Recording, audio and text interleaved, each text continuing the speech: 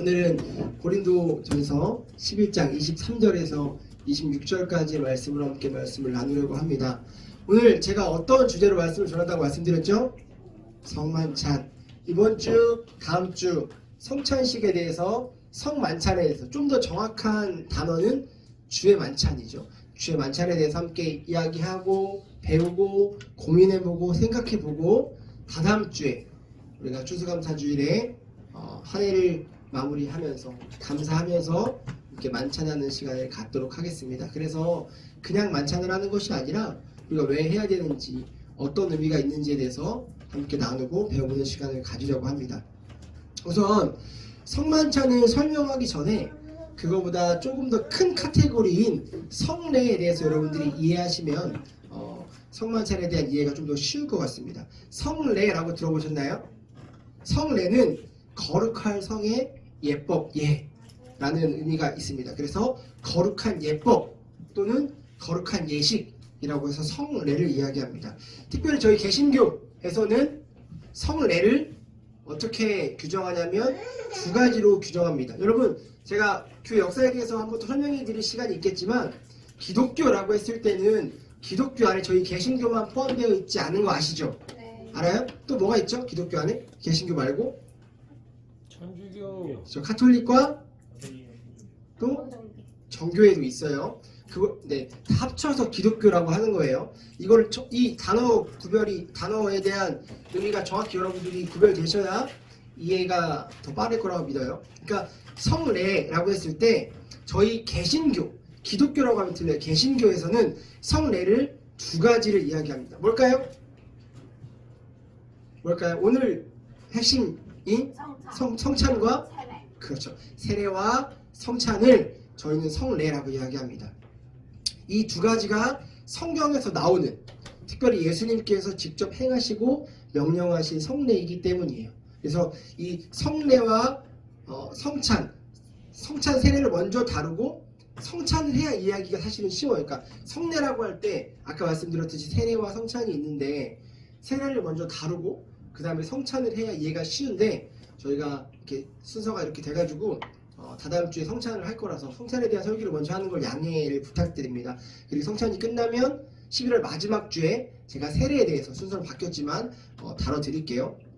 그래서 저희 개신교는 이 두 가지의 성례를 가지고 지킵니다. 근데 카톨릭은 7성례라고 해서 7가지의 성례를 가지고 지켜요. 거기 안에 여러분들이 알고 있는 것들이 많이 있어요. 일단 기본적으로 우리가 했던 세례와 성찬이 있고요. 그다음 고해성사가 있고요. 견진성사, 뭐 결혼성사, 신품성사, 조의성사, 이런 7가지들이 있어요.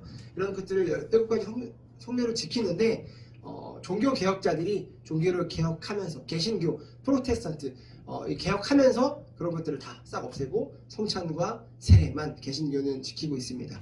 이걸 아시면 여러분들이 좋을 것 같아요. 그래서 성례는 기본적으로 미스테리온, 여기서 미스테리라는 단어가 나중에 나오죠.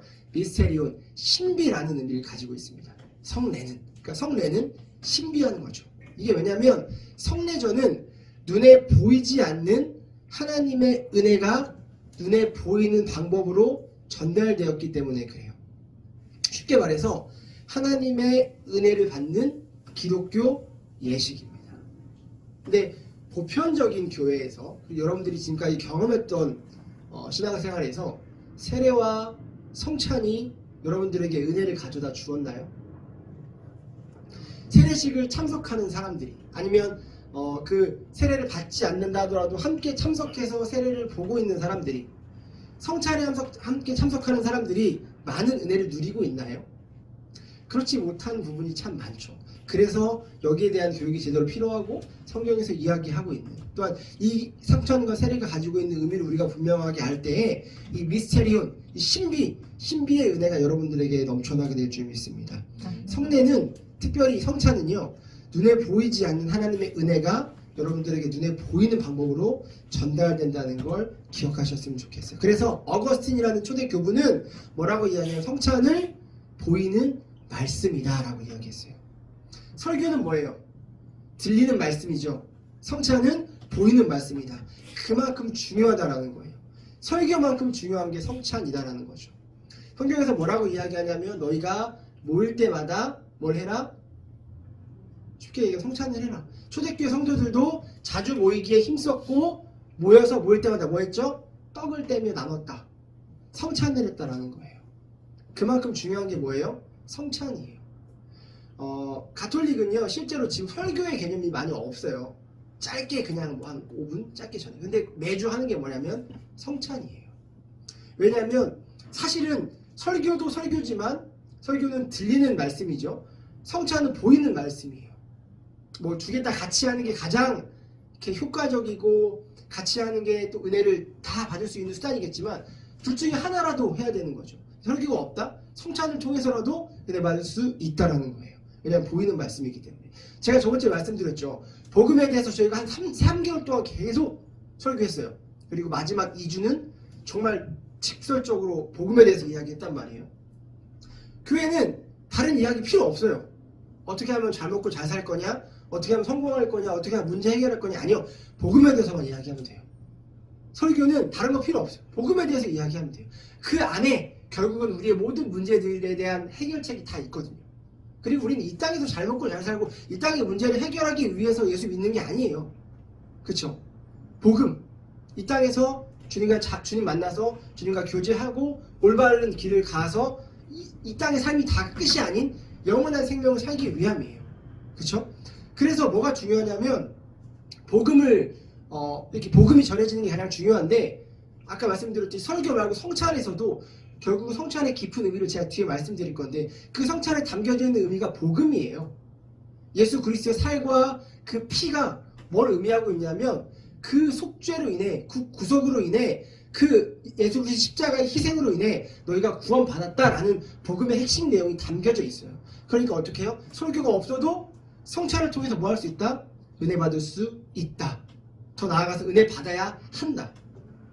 그러니까 저희는 앞으로 하는 이 성찬식을 통해서도 충분한 이해와 충분한 은혜가 여러분들에게 있기를 바라는 거죠. 그래서 톰 라이트는 조금 바꿔서 아까 어거스틴 성찬은 보이는 말씀이다라고 했죠. 현대 신학자인 톰 라이트는 뭐라고 이야기하냐면 성찬은 만지는 복음이다 라고까지 이야기했습니다.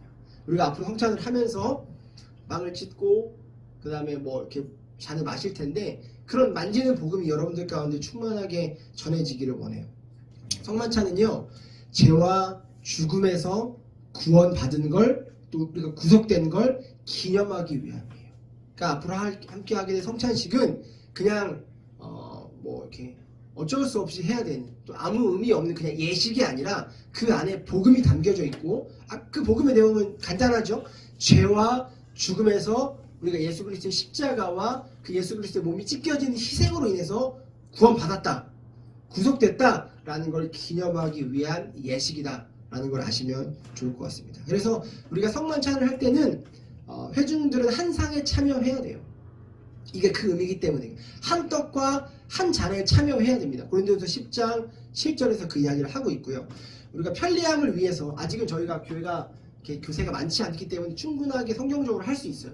근데 교회가 커지다 보면 이것들이 시간이 많이 걸리고 번거롭고 하다 보니까 편리함을 위해서 떡을 미리 나누어 놓고 포도주를 여러 잔에 미리 부어 놓지만 원래는 커다란 한 떡을 함께 떼어서 먹어야 하고요. 커다란 한 잔을 돌려가면서 마셔야 돼요. 실제로 그렇게 하는 것도 많이 있는데 이 잔을 같이 마시는 것에 대해서는 위생적으로 좀 문제되는 부분들이 있어서 잔은 그렇게 하지 않지만 떡은 한 덩이에서 같이 나와서 떼어서 먹는 경우들이 많이 있고 저희도 그렇게 다음 주부터는 해보려고 합니다. 그래서 이 의미가 있어요. 이게 뭐냐면 우리가 한 떡과 한 잔에 참여해야 된다는 사실은 우리가 예수 그리스도의 한 몸이고 그 몸의 찢겨짐으로 인해서 같은 구원을 받았다라는 고백이 우리 안에 있다는 거죠. 그래서 그리스도의 살과 피에 참여함으로써 성찬에 참여함으로써 그리스도의 한 몸이 된다라는 고백이 우리 안에 있는 거예요. 그래서 교회는 그리스도의 한 몸이고 우리는 그 몸의 각 지체들이라는 거예요. 제가 오늘 보면 어제 일하다가 여기 비었거든요. 정말 작은 상처예요. 그리고 아내도 어제 설거지 하다가 여기 비었어요. 지금 비었는데 좀 저보다 큰 상처가 났어요. 근데 계속 불편해요. 아프고. 저도 마찬가지로 계속 막 신경 쓰여요. 뭐 할 때마다. 이런 예 많이 들어보셨죠? 왜 그래요? 이 작은 상처지만 이 별거 중요한 거 안 하는 것 같은 손이지만 손가락이지만 내 몸이기 때문에 그래요. 한 몸이기 때문에 얘가 아픈데 나는 안 아파라고 할 수가 없는 거예요. 한 지체이기 때문에. 이게 교회인데 교회는 예수 그리스도의 몸 안에 한 지체라는 거죠. 그래서 그 몸에 붙은 지체는 결코 나눌 수 없습니다. 얘 혼자 아프고 얘는 안 아플 수가 없어요. 한 몸이기 때문에 이게 되게 중요해요. 그래서 성찬식을 제대로 참여해야 비로소 우리가 주 안에 하나됨을 분명하게 누릴 수 있습니다. 이 의미와 이 이해가 바로 돼야 뭘 안 할 수 있냐면 패거리를 만들거나 누군가를 따돌리지 않을 수 있는 거예요. 교회라고 하면서 보세요. 오늘 본문이 사실은 앞에 이 성만찬을 오용하여서 고린도 교회가 잘못 성찬식을 해가지고 바울이 책망하는 부분이에요. 그 부분을 설명하고 뒤에 본문이 나오는 건데 여러분 초대교회 이 성만찬을 잘못 오용했던 부분들이 많고요. 지금도 이 성만찬에 대한 개념이 없어서 교회가 예수 그리스도의 몸 안에 한 지체라는 개념이 없어서 많은 잘못된 일들이 일어나고 있어요. 목사님은 여기서 축원하고 우리는 한 몸이다라고 강조하지만 예배가 끝나면 저희는 한 식탁을 갖지만요. 조금 큰 교회는 어떻게 합니까? 끼리끼리 친한 사람들끼리 같은 무리들끼리 나가서 밥 먹어요. 돈이 있는 사람들은 어떻게 해요? 나가서 뷔페 가고 패밀리 레스토랑 가고 또 뭐 호텔 뷔페 가고 아니면 좀 맛있는 거 근사한 거 화려한 데 가서 식사해요. 돈이 없는 사람들은 편의점 가서 라면 먹고 김밥 조금 가서 김밥 먹고 또는 뭐 못 먹고 가고 이런 일들이요 실제로 일어나고 있는 일들이에요. 이거는 먹는 것만 얘기하지 먹는 거 아니고 뭐 직업적으로도 많이 배운 사람들은 많이 배운 사람들끼리 카페 가서 뭐 경제에 대해서 정치에 대해서 또 뭐 그런 수준 높은 것에 대해서 이야기하고 또 많이 배우지 못한 사람들이 거기 끼지 못해요. 그래서 뭐 그냥 세상 살아가는 이야기하고 또 어떤 사람들은 연애 이야기 그러니까 관심이 있는 사람들끼리 모인다는 거예요. 이게 무슨 말이에요? 교회는 분명히 한 몸이어야 돼. 예수 그리스도의 몸 안에 한 지체임에도 불구하고 서로가 서로를 나눈다는 거예요. 패거리를 만들어요. 그리고 누구를 따돌려요. 그 안에서 하나 되지 못하고. 제가 여러분들에게 계속 외치는 거 있죠. 교회의 힘은 어디서 나온다고요? 많은 숫자의 성도와 또 많은 재정에서 나옵니까? 아니라고 제가 말씀드렸죠. 두 가지. 거룩함과 성령 안에서 하나 되면서 교회의 힘이 나오는 거예요. 우리가 거룩함을 지킬 때 그리고 그 거룩함을 지키는 사람들이 성령 안에서 하나 될 때 교회의 힘이 나오는 거예요. 이게 정말 중요한 교회의 가치임에도 불구하고 많은 교회가 간판은 교회라고 달아놓고서도 하나 되기에 힘쓰지 않고 있습니다. 그러니까 당연히 성찬 또한 여기에 대한 의미를 잊고 그냥 하나의 의식과 하나의 형식으로 포도주 마시고 카스테라 먹고에 초점이 맞춰져 있는 거죠. 그걸 왜 하는지도 모르고 전혀 은혜 안 되죠. 의미를 모르니까. 저희는 아직 인원이 많지 않아서 뭐 서로 따돌리고 패거리를 만들고 할 것도 없어요. 그러나 여러분 하나님이 혹시라도 저희 교회를 키우실 때에 여러분 이 말씀을 또 성찬의 의미를 기억하셔야 합니다. 나랑 맞고 나랑 가치관이 맞고 생활 수준이 맞고 바라보는 것이 맞고 하는 사람들끼리만 어울리는 것이 아니라 나랑 맞지 않다 하더라도 하는 일이 다르다 할지라도 가치관이 다르다 할지라도 하나님이 한 교회로 부르셨다라는 것은 예수 그리스도의 한 몸의 한 지체다라는 거예요. 이따가 이야기할 거지만 운명 공동체라는 거예요. 한 운명을 가지고 있고 한 곳을 바라보고 가야 하는 한 가족이라는 거죠. 그래서 여러분들이 이 성찬에 대한 의미를 분명하게 아셨으면 좋겠습니다. 성만찬을 어떻게 이해하느냐에 따라서 예배의 분위기와 우리의 예배의 태도까지도 좌우된다는 걸 아셔야 돼요.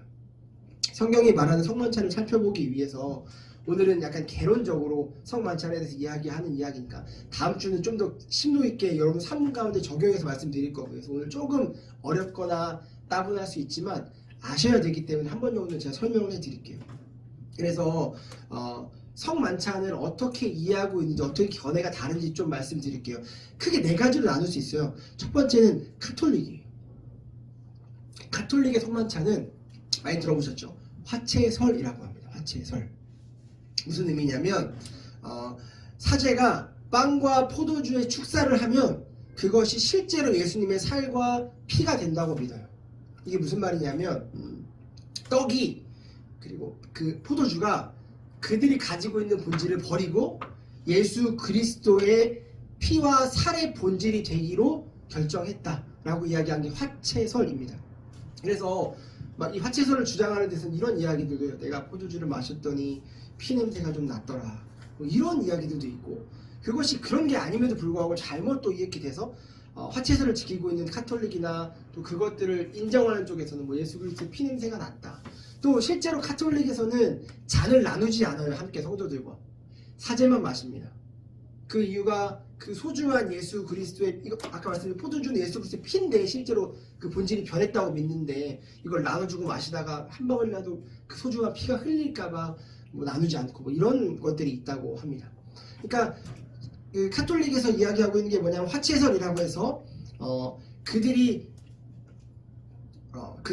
빵과 포도주 자체를 신성하게 만드는 거예요. 그리고 이것이 실제로 변한다. 그 빵과 포도주의 본질에서 예수 그리스도의 살과 피로 변한다 라는 의미를 가지고 있는 게 카톨릭에서 하고 있는 화채설이고요. 그 다음에 그 카톨릭의 사제였던 루터가 믿는 게 공제설인데 같은 느낌이에요. 왜냐하면 루터도 천주교 사제였기 때문에, 신부였기 때문에 조금 생각을 바꿨지만 그래도 아직 천주교의 사고방식을 유지하고 있는 게 공제설인데 마찬가지예요. 떡의 본질도 그대로 있고 그리스도 몸의 본질도 그대로 함께 있다라는 의미로 공제설을 지킵니다. 그래서 아까 말씀드렸듯이 그 떡과 포도주 안에 그리스도의 피와 몸의 본질도 있고 떡과 그 포도주의 본질도 같이 있다. 이 빵 안에, 빵 밑에, 빵과 함께라는 의미로 공제설이라고 주장하지만 사실은 카톨릭과는 크게 다를 주장 아니죠. 그리고 이제 저희가 믿고 저희가 앞으로 할 것이 뭐냐면 종교 개혁자들이 이 화채설에 대해서 벗어나서 기념설과 특별히 칼빈과 여러 종교 지도자들이 영적 기념설을 주장하는데 뭐 이런 거예요. 기념설은 성경에서 나와 있듯이 기념하라라는 거죠. 빵과 포도주가 예수님의 살과 피가 된다는 개념을 없애버리면서 종교개혁하면서 이 신비적인 요소를 제거하고 단지 예수님의 십자가 사건을 묵상하는데 그치고 만 게 기념설입니다. 그래서 기념하라고 하셨으니까 실제로 그게 예수님의 피와 살이 되는 건 아니다. 그거는 그냥 빵이고 그냥 포도주다. 그러나 우리가 이걸 통해서 기념하자라는 게 기념설이고, 조금 더 나아가서 영적 임재설이죠. 기념에서 끝나지 않고 더 나아가서 예수님의 살과 새 언약을 묵상하게 하고 성령께서 그 성찬식을 할 때 우리에게 믿음을 일으켜서 우리의 예수 그리스도의 인성과 연합하게 하는 것들, 그걸 성례라고 이야기한다는 게 칼빈주의입니다. 그리고 칼빈주의 이런 걸 떠나서 종교 개혁자들이 얘기했던 성찬은 뭐였냐면 우리가 그것들이 기념하고 기억하고 우리가 진정으로 성찬에 임할 때 성령의 임재와 은혜가 우리에게 임한다라는 것이죠. 그래서 저희가 함께 성찬을 할 때에는 실제로 그 포도주와 그리고 그 빵이 바뀌어지는 것이 아니라 그 본질은 그대로 있지만 이 의식을 통해서 우리를 위하여서 죽으신 예수 그리스도의 십자가의 희생을 기억하고 더 나아가 우리와 함께 하신 성령님, 우리 안에 내주하시고 이 예배 가운데 함께 하신 성령이 우리 안에 보여지는 말씀을 통해서 은혜를 허락하신다라는 의미를 가지시면 여러분들이 좋을 것 같습니다. 그래서 우리는 그리스도의 몸과 피가 영적으로 우리 가운데 있다라고 고백하며 성찬을 하시면 좋을 것 같습니다. 아까 말씀드렸듯이 사도행전 2장 42절에서 47절에 보면 저희가 사도의 가르침을 받아 서로 교제하며 떡을 떼며 기도하기에 힘쓴다라고 이야기하고 날마다 마음을 같이하여 성전에 모이기에 힘쓰고 집에서 떡을 떼며 기쁨과 순전한 마음으로 음식을 먹었다라고 이야기합니다. 저희가 한 번 더 일주일에 이제 한 번만 만나다가 주중에 한 번 더 만나는 시간을 늘렸죠. 참 힘든 부분이에요. 다들 직장이 있고 스케줄이 다르고 집이 멀기 때문에. 근데 가능하면 자주 모이는 게 좋아요. 뭐 이거는 계속 설명했고 앞으로도 설명할 거지만 일주일에 한 번 보는 것보다는 두 번, 세 번, 네 번 보는 게 우리가 한 몸이고 한 지체임을 인식하는 데 더 많은 도움이 됩니다. 그래서 자주 모이기에 힘쓸 건데 초대교회도 마찬가지로 자주 모였어요. 이들은 매일 모였습니다. 직장이 끝나면 퇴근하면 매일 모이고 함께 말씀을 나누고 더 나아가 떡을 함께 뗐다라고 이야기하죠. 그래서 사실은 모일 때마다 떡을 떼는 것은 너무나 좋고 성경적인 방법이에요. 그래서 카톨릭의 아까 화채설이 성경적이진 않지만 그들은 매주 하는 미사 때마다 성찬을 하거든요. 그래서 그런 부분들은 참 본받을 만하다. 이제는 신학이 많이 발전됐고 해서 개신교에서도 많은 교회들이 자주 성찬을 하려고 합니다.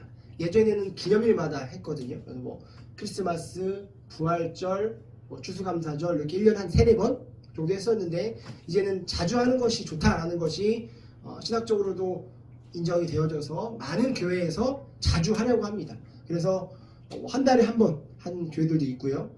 아직 매주 하는 교회는 많지 않은 특별한 교단들, 제가 나온 학부, 대학교 학부 있는 교단 같은 경우는 매주 하고 매주 하는 교단들도 있지만 아직은 많지는 않고 그래서 자주 하려고 하는 추세고 저희 교회도 이제는 성찬을 시작하면 자주 하기에 힘쓰려고 합니다. 왜냐하면 자주 못하는 이유가 사람들이 많고 그 예식이 시간이 많이 걸리고 번거로워서 못하는 건데 이렇게 교회가 규모가 크지 않으면 자주 하는데 큰 문제가 없기 때문에 적어도 한 달에 한 번씩은 저희가 하면서 그 설교 못지않게 이 보이는 말씀을 통해서 은혜를 받고 누리고 왜냐하면 설교가 매주 물론 복음에 대해서 이야기하지만 직설적으로 복음에 대해서 이야기하지 못할 때는 또 이 성찬이라는 수단을 통해서 우리가 복음을 다시 한번 만지고 보고 느끼는 그런 수단이 될 수 있는 우리가 교회가 되기를 소망합니다.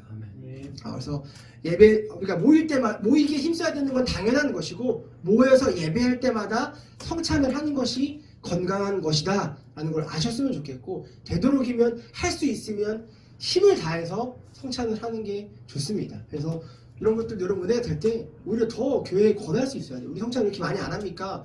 많이 합시다. 자주 합시다. 라고 좀 할 수 있어야 돼요. 누가복음 22장 19절을 보면 성찬을 기념하라 라고 이야기해요. 무슨 말이냐면 이것을 행하여서 나를 기념하라 라고 하십니다. 그러니까 기억하라 라고 하시는 거예요. 이것을 행한다. 이것이 뭐냐면 성찬이에요. 너희가 성찬을 자주 행하여서 그 성찬을 통해서 나를 기억하라. 그 빵을 찢음으로 인해서 너희를 위해 내 살이 찢겨지는 것들을 기억하고 그 잔을 마심으로 인해서 내 피가 너희를 깨끗게 하는 우리가 오늘 계속 찬양했던 내가 너희를 위해 십자가에서 피를 흘릴 수밖에 없었던 이유는 그 피를 통하여서만 깨끗게 되어지기 때문에 너희를 위해서 내 피를 흘렸다라는 것을 기념하고 기억하라 라는 의미입니다. 그래서 자주 성찬하는 것을 여러분들 분명히 좋은 거고 성경적이다라는 걸 아셨으면 좋겠고 저희 교회도 이제는 자주 하려고 합니다. 11월 말에 했으니까 12월 말에 성탄절에 하고 또 내년부터도 자주 성찬을 하려고 계획하고 있습니다. 여러분 하나님께서 은혜를 주시는 방편이 3가지가 있어요. 크게 뭐가 있을까요? 3가지 한번 살펴볼까요? 하나님께서 은혜를 주시는 방편 3가지. 설교, 교제, 다 빗나가네요. 네, 설교, 교제 뭐 맞죠? 근데 전도 다 빗나가네. 설교, 교제, 전도 하나도 맞는 게 없지만 비슷한 얘기긴 한데 크게 3가지가 뭐가 있을까? 은혜를 주시는 방편. 십자가 또 빗나갔어요. 다 맞아요. 틀린 말은 아니에요. 근데 제가 원하는 답이 있어요. 하나님이 은혜를 주시는 방편. 이렇게 좋아요. 첫 번째 말씀. 드디어 말씀 같이 세트로 나오는 거 있잖아요. 기도. 세 번째가 뭘까요? 아니 이거 오늘 설교 확 나와야지. 성찬. 이거 말씀과 기도와 성찬입니다. 이 3개가 하나님께서 은혜를 주시는 방편이다라고 종교개혁자들과 이미 많은 초대교회 교부들, 많은 신학자들이 동의하고 특별히 이견이 없는 방법들이에요. 우리 교회는요 건강한 교회가 되기 위해서 이것들을 정말 몸부림치면서 정말 힘에 넘치도록 이렇게 애쓰면서 지켜 행해야 됩니다. 그래서 저희가 말씀을 읽고 있죠. 매일 말씀을 읽고 있잖아요. 습관이 좀 되셨나요? 어때요? 저는 이제 좀 어떤 느낌이냐면 하루에 우리가 함께 하고 있는 것들을 안 하면 찝찝한 느낌까지 왔어요. 이렇게 잊고 지나가는 게 아니라 안 하면 찝찝한데 마치 아직 그 정도까지 아니지만 우리가 하루에 3끼를 먹잖아요. 밥을. 아니면 어떤 분은 2끼를 먹죠. 근데 식사를 하잖아요. 매일 고정적인 식사를 하는데 식사를 안 하면 뭔가 이렇게 좀 찝찝한 느낌이 있잖아요. 난 배가 고프다. 오늘 밥을 먹었는데 다 못 먹었네. 이렇게 건강이 안 좋아지는 이런 느낌처럼 내가 이제는 말씀을 하루라도 안 읽으면 뭔가 이렇게 해야 될 걸 안 하고 찝찝하다. 해야 되는데 라고까지 왔어요. 그때 우리 금요초라의 남미가 얘기했던 습관이 들여지는 거죠. 그래서 이 습관이 여러분들 사실은 우리가 지금 한 3년 정도 했거든요. 한참 이미 들여졌어야 되는데 이제야 우리가 다 하니까 조금 시간이 그럴 수 있어요. 근데 이 습관이 좀 들여져야 돼요. 왜냐하면 말씀은 하나님의 은혜를 주시는, 하나님께서 우리에게 은혜를 주신 방편 중에 하나니까 여기에 힘쓰고 있어요. 그래서 부담을 하나 드리자면 저는 계획하고 있는 게 있습니다. 빨리 여러분 다 내년에 안 불편하시려면 이번 연도에 빨리 습관이 되셔야 돼요. 내년에는 우리 함께 1년 동안 성경 1독 하는 것들을 해보려고 해요. 갑자기 이번에 이제 한 장 읽기 시작했는데 하는 사람은 좀 힘들 수 있겠지만 여러분 이제 한 장 읽은 건 너네가 늦게 따라온 거예요. 이미 2, 3년 했기 때문에 더 이상 기다려줄 수 없습니다. 한 장에 솔직히 해볼까요? 하루에 한 장 읽어가지고 뭐 이렇게 크게 뭐 막 와닿고 성경을 알게 되고 이러지 않아요. 네. 다른 것들은 유튜브는 10분씩 보잖아요. 그렇죠? 영화는 2시간씩 보잖아요. 2시간씩 보자고 안 할 테니까 그래도 내년 1년은 말씀 더 가까이 해서 저희가 건강한 교회가 되고 건강한 성도가 되기 위해서 1년 1독을 한번 계획해 보려고 합니다. 그래서 이렇게 하시면 좋을 것 같고, 두 번째가 뭐냐면 기도였죠. 마찬가지예요. 습관이 들여져야 돼요. 기도는 절대로 습관이 없이는 할 수 없습니다. 이 기도하는 습관이 필요해요. 그래서 감사하게 이번 주부터 저희가 함께 저녁에 모여서 기도하는 것들이 시작되었죠. 그래서 열심히 이제 기도하고 습관을 들이면서 우리가 함께 기도하는 교회가 되고 기도하는 성도가 될 수 있도록 몸부림칠 거예요. 마찬가지로 세 번째 수단인 성찬, 다음 주부터 시작하고요. 다다음 주부터 시작해서 이제는 좀 자주 성찬을 하고 성찬에 대해 이야기하면서 이 말씀과 기도와 성찬이라는 은혜의 방편을 통해 저희 교회 가운데 은혜가 충만해지고 정말 건강한 성도가 되어지고 건강한 교회가 되기 위해 힘쓸 것입니다. 그래서 함께 그 시간들을 갖도록 또한 힘써주시고 노력해주시고 의지를 발동해주시고 서로 격려해주시고 서로 세워주시고 서로 막 힘들어서 못할 것 같을 때 아니야 말씀 봐야 돼, 아니야 기도해야 돼, 지금 네가 금요일날 불금을 즐길 때냐 나와서 기도해야 될 때지 라고 혼내주시고, 성찬할 때 정말 그냥 의식적으로 하는 것은 정신 차리라고, 이거 의식이 아니라고, 이 안에 어떤 의미가 있는지 알고 서로 깨워주시고, 이런 좀 건강한 교회가 되길 소망합니다. 여러분 유대인들은 한 식탁에서 식사를 같이 한다는 것은 가족됨을 의미해요. 식사라는 건 여러분들도 보세요. 아무하고나 식사하지 않죠. 불편한 사람들이랑 식사하면 어떻게 돼요? 체해요, 체해요. 그렇죠. 그래서 보통 내가 어떤 내 지인들한테 식사 한 번을 같이 하자, 밥 한 번 같이 먹자 라고 할 때는 그 안에 무슨 의미가 있냐면 우리 좀 가까워져 보자, 우리 좀 친해져 보자, 너랑 나랑 같이 식사할 수 있는 그런 사이잖아 라는 의미가 있잖아요. 그렇죠. 제가 실명을 밝히지 않을게요. 저에게 성도님이 계신데 신림동에 사시는 분이에요. 네, 영어를 좋아하시는 분이고, 그분은 저랑 관계가 좋을 때는 무슨 식사 한번 같이 해요. 항상 이렇게 얘기하다가 이렇게 좀 힘들고 나랑 안 친해지고 싶을 때는 식사하자는 말을 안 해요. 이게 무슨 말이냐면 식사가 그만큼 중요한 의미를 가지고 있어요. 이름 말 안 했는데 왜 부끄러워하고 있죠? 안 밝혔는데 영상에 나와가지고 이름 안 밝혔어요. 이름을 안 밝혔어요. 그 같이 밥을 먹는다는 건 진짜 중요한 행위예요. 그래서 제가 예전에도 계속 말씀드렸던 거, 주일날 바쁘고 뒤에 스케줄이 있는 거 알아요. 저도 오늘 뒤에 스케줄이 있지만 식사를 하고 갈 거예요. 가서 식사를 해야 되지만, 왜냐하면 식사는 그냥 같이 밥 먹는 거, 끼니를 때우는 거에 대한 개념이 아니에요. 이 예배가 그 뒤에 식사 교제까지 이어져야 되는 거예요. 더 나아가서 여러분 가정에서도요, 그냥 저녁 식사 하실 때 그냥 끼니를 때우고 배고프니까 먹는다의 개념으로 끝나면 안 돼요. 제가 다음 주에 설명드릴 건데 그 성찬 안에는, 그리고 같이 식사를 하는 것 안에는 어떤 의미가 있냐면 주님이 우리에게 양식을 주실 때 그 안에 어떤 의미가 있느냐에 대한, 어떻게 감사해야 되느냐에 대한 의미도 있어요. 그래서 저희가 같이 밥을 먹는다는 게 진짜 중요한 행위고, 성찬을 같이 한다는 건 그 안에 엄청난 의미가 있어요. 제가 지금까지 개척하고 4년이 되면서 성찬을 하지 못한 이유가 그 안에 있었어요. 뭐냐면 진정한 가족됨이에요. 아까 말씀드렸듯이 함께 식사를 한다는 건 가족이라는 거예요. 가족. 그냥 좋아서 함께 하는 거랑 가족이랑은 의미가 아예 달라요. 그냥 내가 지인이고 그냥 좋아서 함께 뭐 어떤 것들을 하는 거랑 가족됨은 느낌이 아예 다르다는 거예요. 그냥 좋고 조금 맞는 건 무슨 말이냐면 고통과 고난을 함께 하지 않을 수 있어요. 물론 친밀함에 따라서 어느 정도는 함께 해요. 고난과 고통을. 그러나 그들에게 선이 있어요.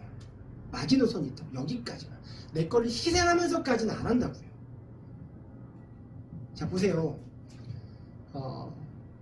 여러분 지인 중에 누가 이렇게 뭐 큰 병이 걸렸어요. 아니면 저희 봅시다. 저희 지금 가족 중에 이제 이렇게 화재로 집이 불이 났거든요. 뭐 이런 일들이 벌어져요. 그러면 지인들이 얼마큼 도와줍니까? 친밀함에 따라서 도와주는 강도가 달라요. 그쵸? 친밀하면 그래도 많이 도와주긴 하지만 선이 있다고요. 내 거를 다 포기하면서까지 내가 못 먹고 못 누리면서까지 도와주진 않아요. 가족이 아니면. 근데 가족은요. 그렇게까지 해요. 그쵸? 그런 게 있죠. 근데 교회도 마찬가지예요. 우리가 다 주를 함께 모여서 예배한다라고 하지만 주 안에 한 가족이 되지 않으면 결국은 선이 있어요. 내가 그냥 먹고 마시고 즐기는 것까지는 함께 할 수 있는데 주는 게 고난과 고통에는 동참하지 않아요. 우리 야미리는 저랑 전교회에서 함께 사역했으니까 아시죠? 목사님이 항상 피를 토하면서 외쳤던 게 뭐냐면 교회가 힘들 때 성도들이 아무도 도와주지 않는다라는 거예요. 누가 아는 척 했냐라는 거예요. 누가 자기 지갑을 열어서 교회가 힘들다고 목사님 이것 좀 쓰십시오라고 하던 사람이 아무도 없더라는 거예요. 그것 때문에 힘들어하셨던 목사님을 제가 봤어요. 근데 그게 제 전교회의 모습이 아니라 한국교회의 모습이에요.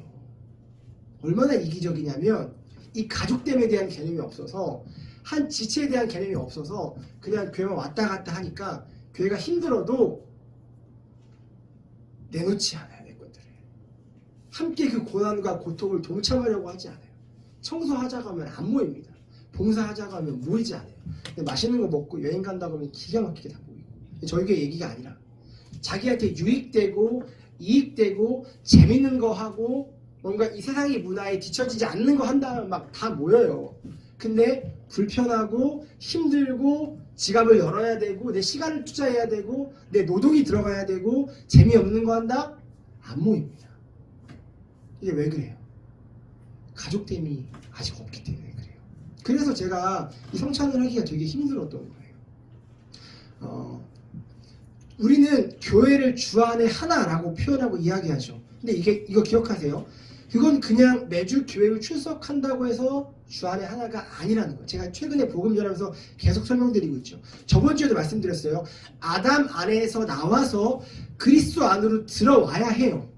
그게 주 안에 한 몸이고 가족인 거예요. 함께 앉아있지만 함께 교회에 나오지만 매주 여전히 아담 안에서 나오지 않고 그 죄 가운데서 하나님과 상관없이 살아가고 있다라고 한다면 그리스도의 한 몸이다, 한 지체다라고 보기엔 어려워요. 서운하지만 어쩔 수 없어요.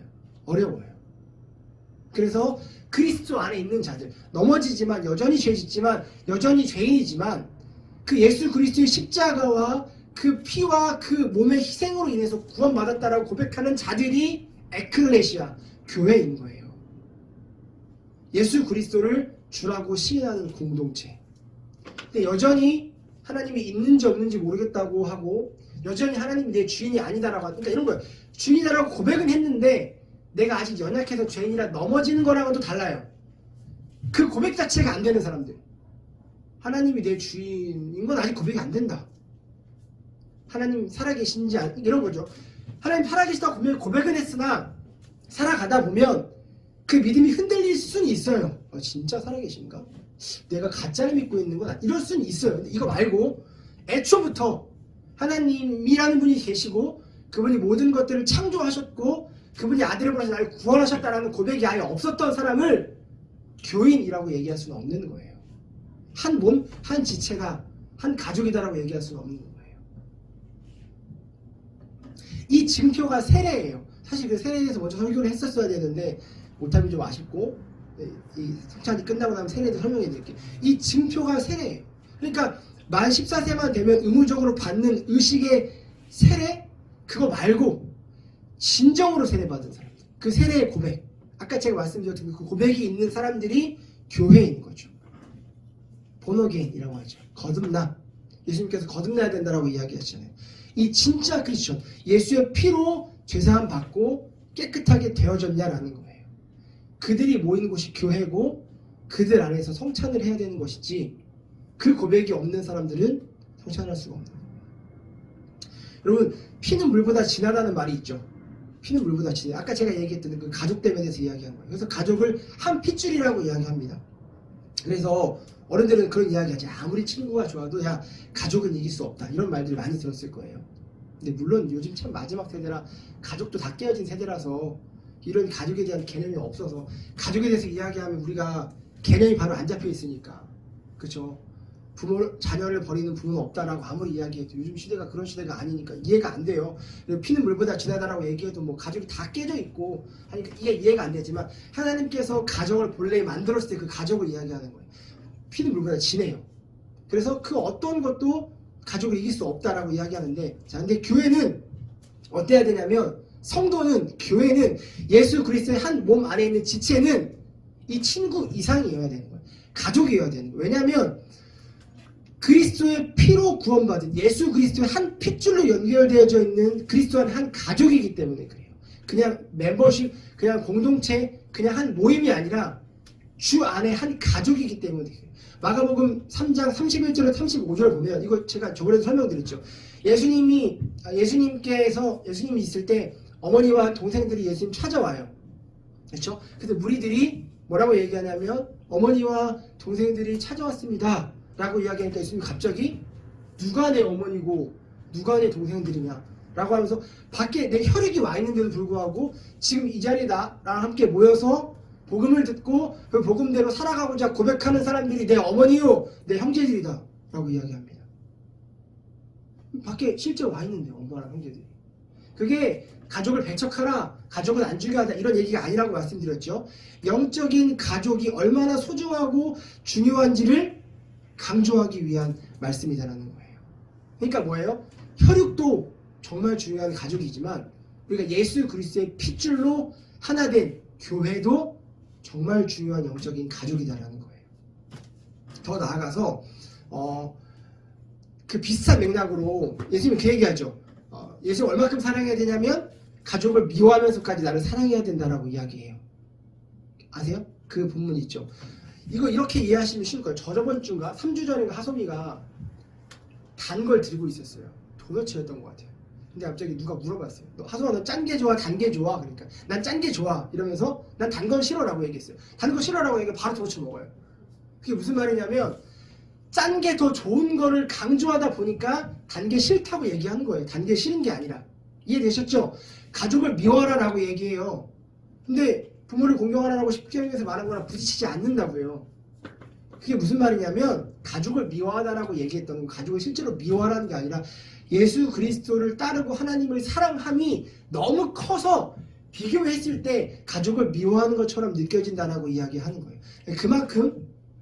그만큼 영적인 가족이 얼마나 중요한지 성경은 계속 이야기하고 있습니다. 그러니까 이게 운명 공동체예요.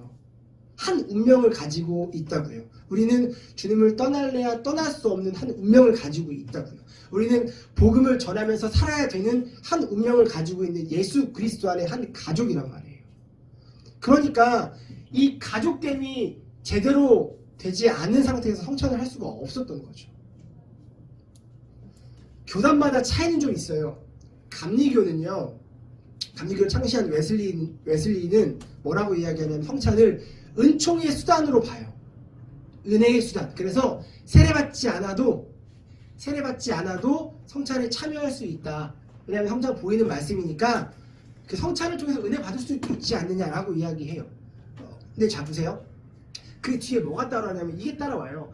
세례받지 않아도지만 표면적으로 세례받지 않아도인데 뭐라고 고백하냐면 세례를 받지 않았지만 나를 위해서 예수가 십자가에서 돌아가신 것들을 알고 듣고 믿어지는 사람들이라고 이야기합니다. 무슨 말이냐면 사실은 세례를 받지 않았지만 그 사람은 세례 받아도 돼요. 그 순간에.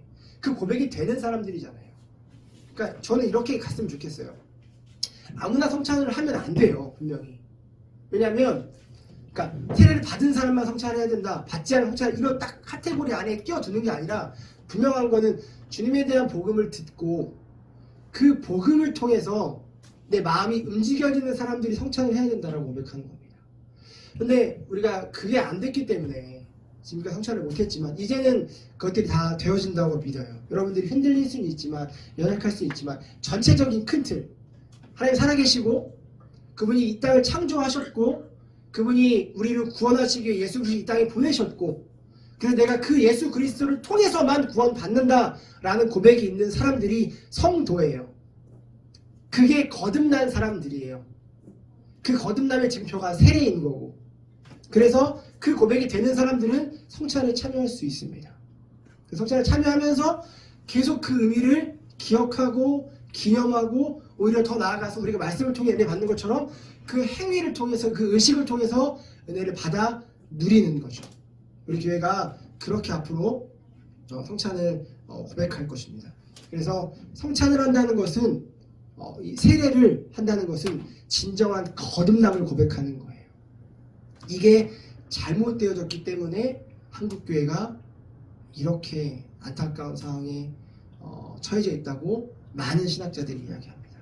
한국교회 타락의 이유를 들 때 여러 가지가 있지만 그 중에 큰 이유 중에 하나가 성례의 약화예요. 성찬과 세례에 대해서 중요하게 여기지 않는 거예요. 만 14세만 되면 아무나 세례 줬습니다. 왜 그래요?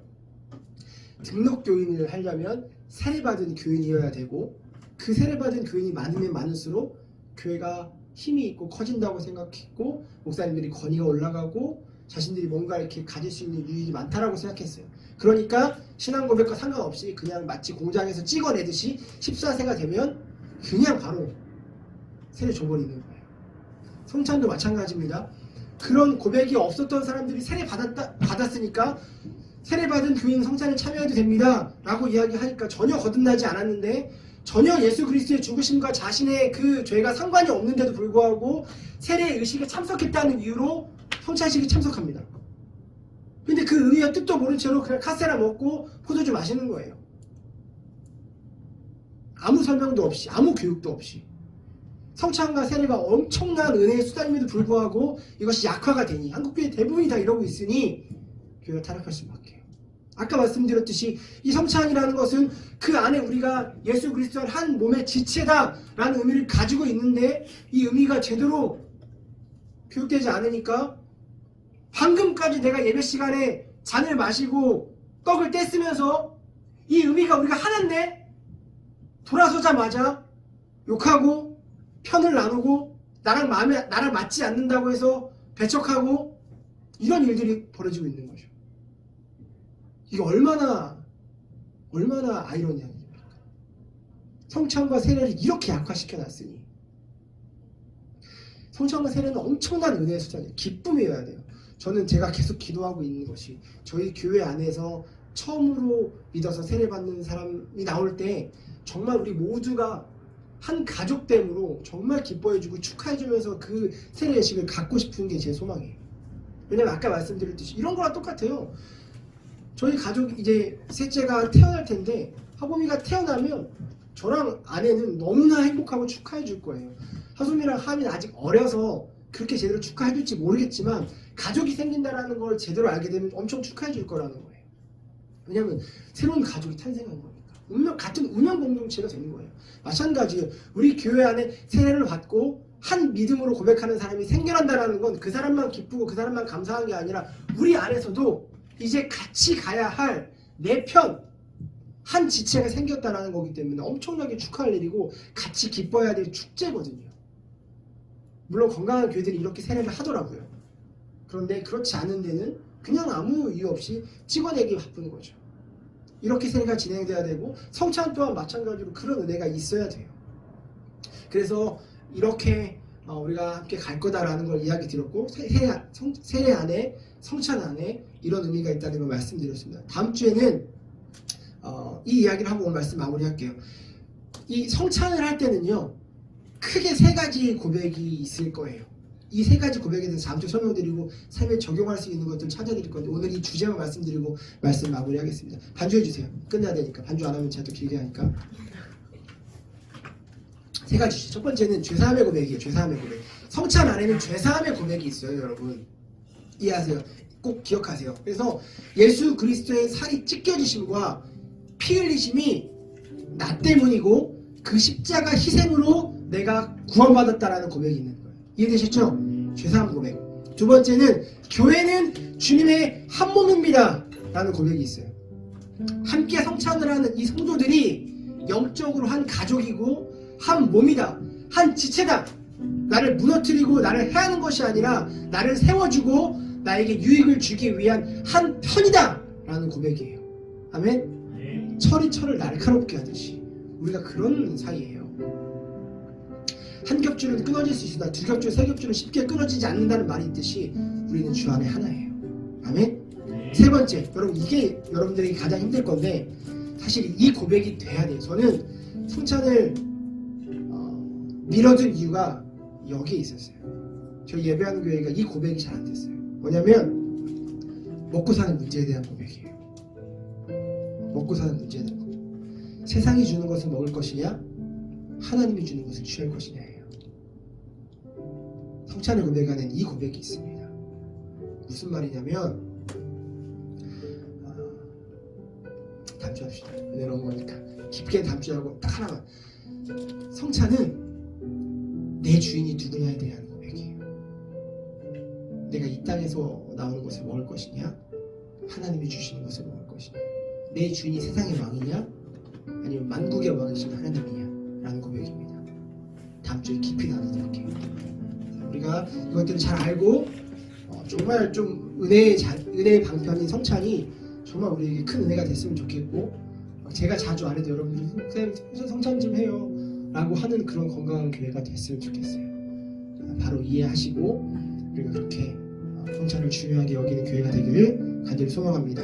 우리 오늘 같이 기도할 때 성찬의 의미, 그리고 아까 찬양했던 것처럼 그 한 가지만 놓고 같이 기도할까요? 하나님, 주님이 이 땅에 하나뿐인 아들 예수를 보내셔서 그 아들의 몸이 찢기게 하시고 십자가에서 피 흘리게 하셨는데 그 이유가 나의 죄를 사함이라는 것을 내가 믿습니다. 그 은혜로 인해, 그 십자가의 구속으로 인해 우리가 오늘 이 자리에서 주님을 예배하고 우리가 지금까지 신앙을 유지해온 줄 믿습니다. 그러니 앞으로 그 은혜가 우리 가운데 충만할 수 있게 해달라고 함께 기도하고 마무리하겠습니다.